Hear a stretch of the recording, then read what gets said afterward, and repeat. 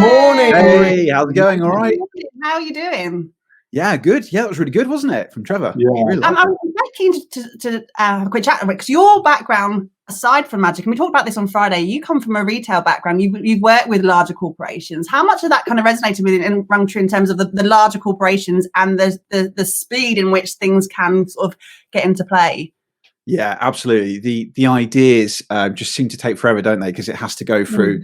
I remember, especially in the corporate world, you'd have like a stakeholder for a stakeholder, and you needed like 10 people to say yes before an idea could launch. But it's crazy. But I think one of the things that's really resonated with me with what Trevor was saying was a quote from Jim Rohn, which is, "It's not the blowing of the wind, but it's the set of your sail."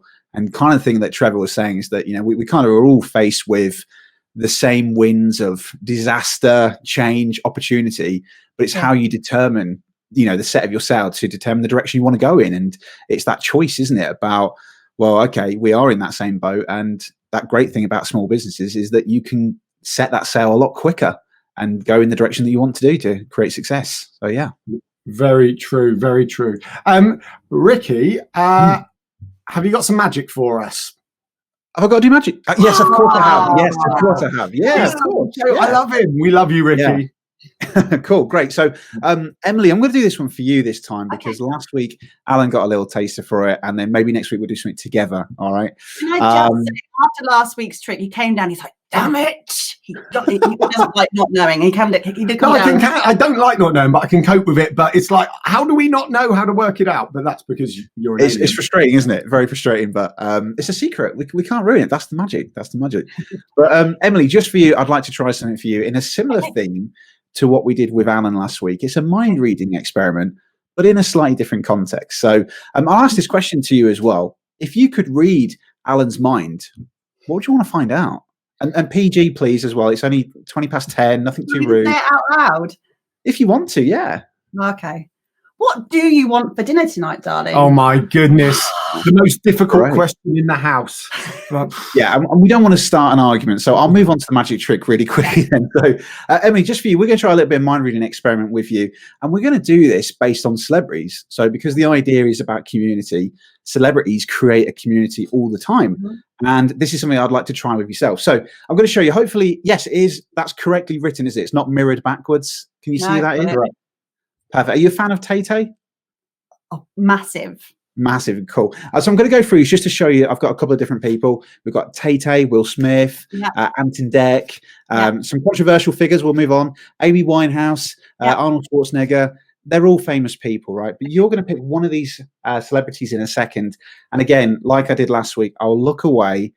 Don't say out loud what it is, and Alan, keep it nice and secret. But as soon as you've seen the person that I show you, you can just say, "Ricky, I've got it." Is that okay? Yep. Awesome. Now I'll do this as fair as possible. So I'll cut the cards, and then I'll riffle down the side. And when you're ready to shout stop, Emily, shout stop nice and loud for me. Yeah. All right. Are you ready? Here we go. Stop. Perfect. I'm going to show you. Hopefully it's the right way. Just tell me if it's the wrong way round. It's the wrong way round. There we go. Okay. Yeah. Okay. And do you know who that person is? Yeah. Yeah. You do. Perfect. And Alan, do you know who that person is as well? I can confirm I know who that person is. Brilliant. So we're going to try this mind reading experiment with a little bit of magic with something called kirigami. Now, do you know the difference, Emily, between a magician and a mind reader? No. No? Okay. It's quite simple. It's about £300. That's the going rate at the minute. Just for you, I want to try something with kirigami. Now, you may know what origami is. Yeah. You know what origami is? Folding of paper. Yeah, cool. So we're going to use this piece of paper, and I'm going to make some incisions in it. So kirigami is the step further. Rather than just paper folding, you cut into it as well. So I'd like you to think of the person that you saw, and I'm going to ask you some questions. Now, based on your responses, I'm going to make some incisions, and we're going to try and work out who you're thinking of. Okay. So the first thing is just think of their gender for me, if you can. Okay, lovely. Okay. And can you also think for me of what they're famous for? Okay. Hey, lovely. Now, interestingly, you're smiling now. Now, that could mean many things, but mostly it could be something to do with entertainment. Oh, right. And you close your mouth, so that's a nice giveaway. Thank you. Perfect. Good. Let's try thinking, can you just think if this person is alive or deceased? Okay. Okay, perfect. Let's have a look.